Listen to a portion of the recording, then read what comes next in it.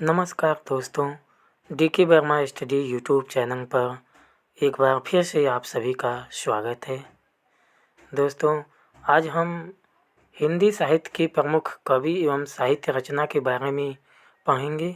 दोस्तों, यह बहुत ही महत्वपूर्ण टॉपिक है जो यूपी पुलिस में बहुत बार पूछा जाता है और ये आपके सिलेबस में भी है। हिंदी साहित्य के प्रमुख कवि एवं साहित्य रचना जो महत्वपूर्ण हैं। तो आइए दोस्तों, हम हिंदी साहित्य के प्रमुख कवि एवं साहित्य रचना के बारे में विशेष तरह से पढ़ते हैं आगे। तो देखते हैं, ये दोस्तों परीक्षा में आएगा ही आएगा, ऐसा ये है ही। आइए देखते हैं, तो शुरू करते हैं। सबसे पहले सूरदास से। सूरदास के बारे में बताते हैं कि महाकवि सूरदास ने ब्रज भाषा में लगभग 1.25 लाख पदों की रचनाएं की थी, किंतु उनकी 3 रचनाएं ही उपलब्ध हैं।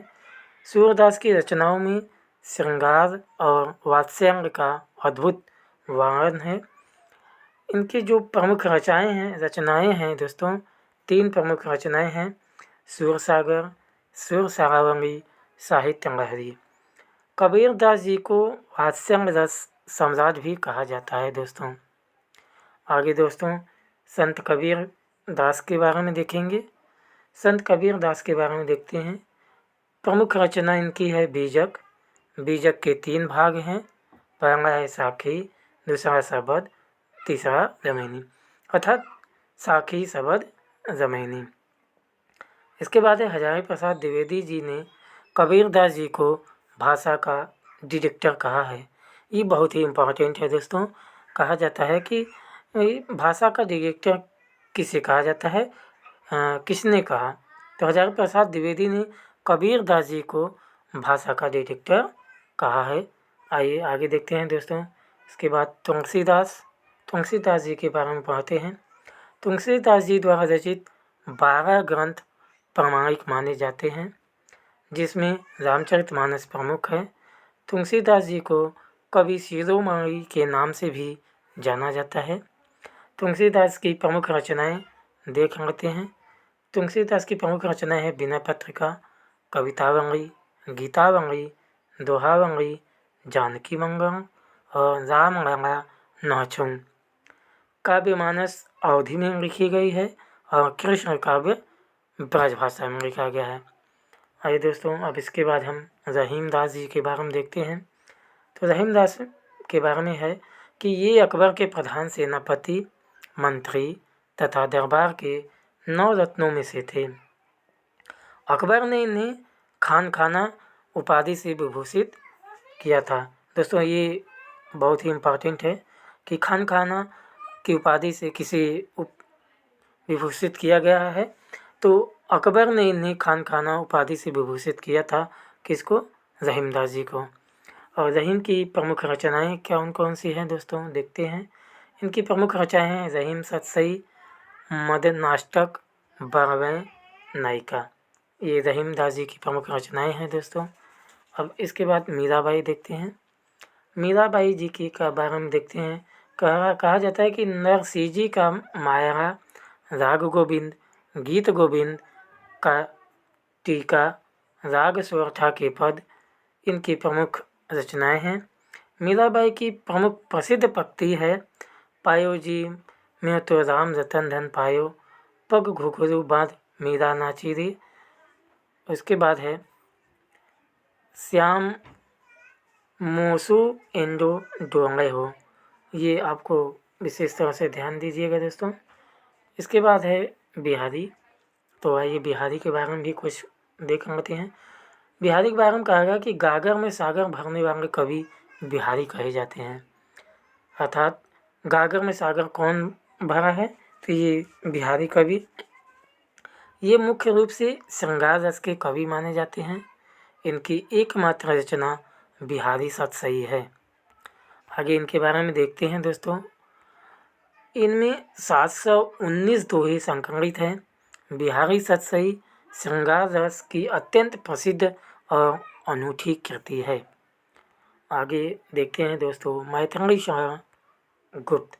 मैथिली शरण गुप्त के बारे में इन्हें राष्ट्र कवि का सम्मान प्रदान किया गया है।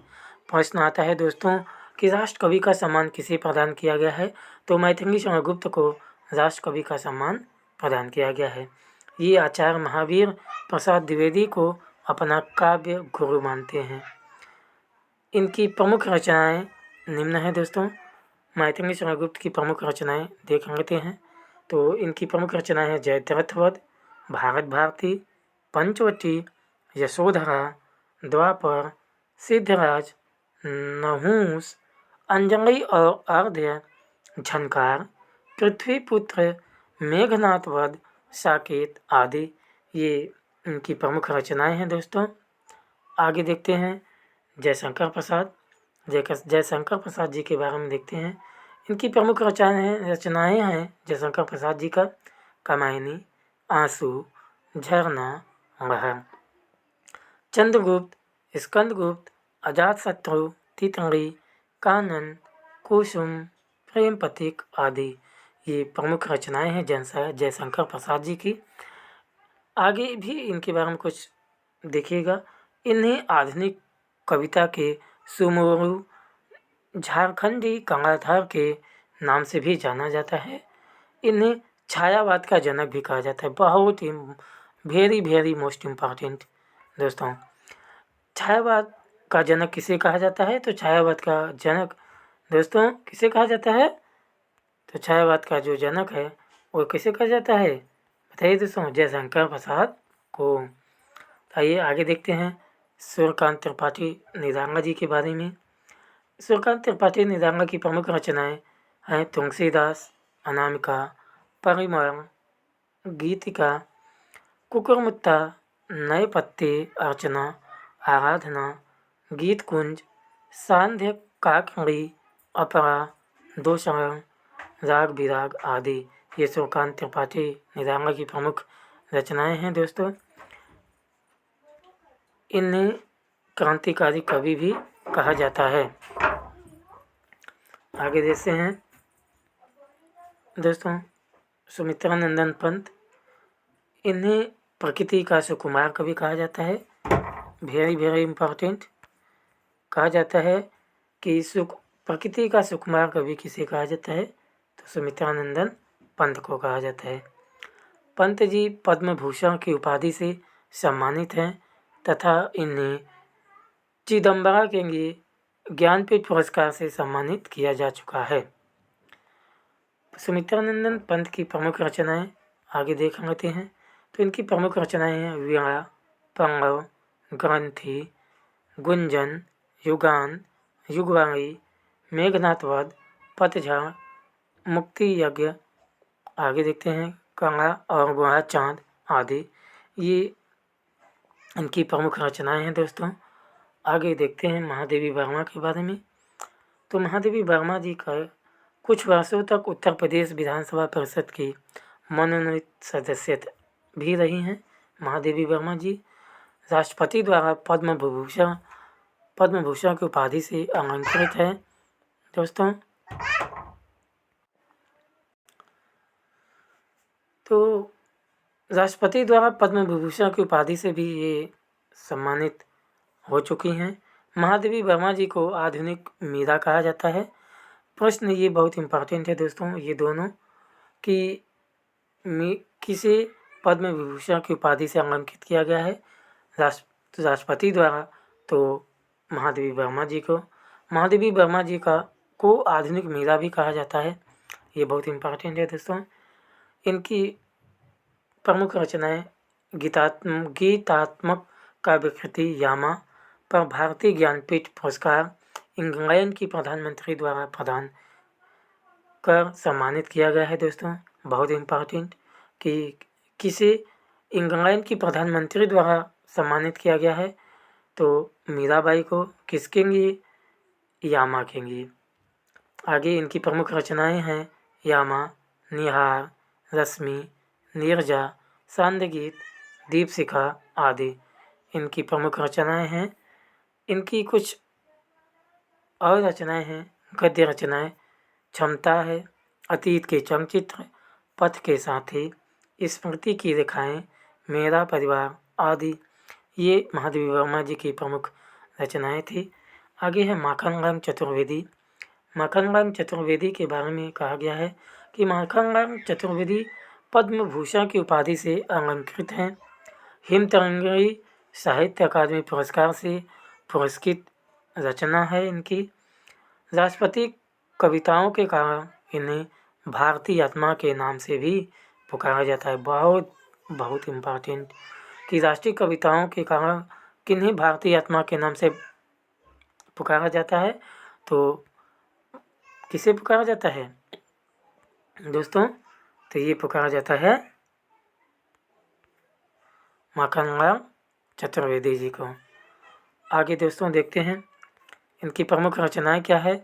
तो इनकी प्रमुख रचनाएं हैं हिम किरीटनी, माता, युग, चरण, समर्पण, वेणु गुंजे आदि। ये माखनलाल चतुर्वेदी जी की रचनाएं होंगी। आगे है दोस्तों रामधारी सिंह दिनकर।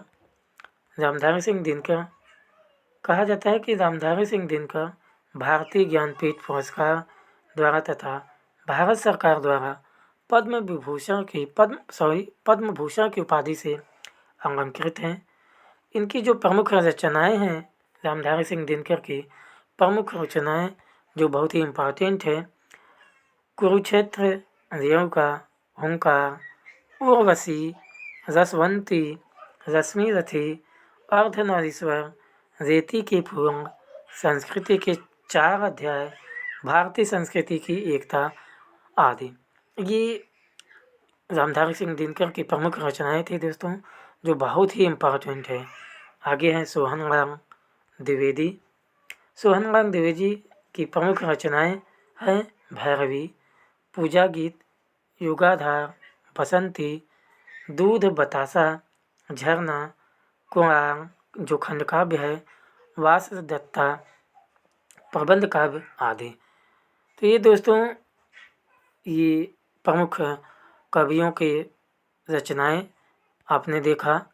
दोस्तों अगर आप ये इनका पीडीएफ आप पाना चाहते हैं तो DK वर्मा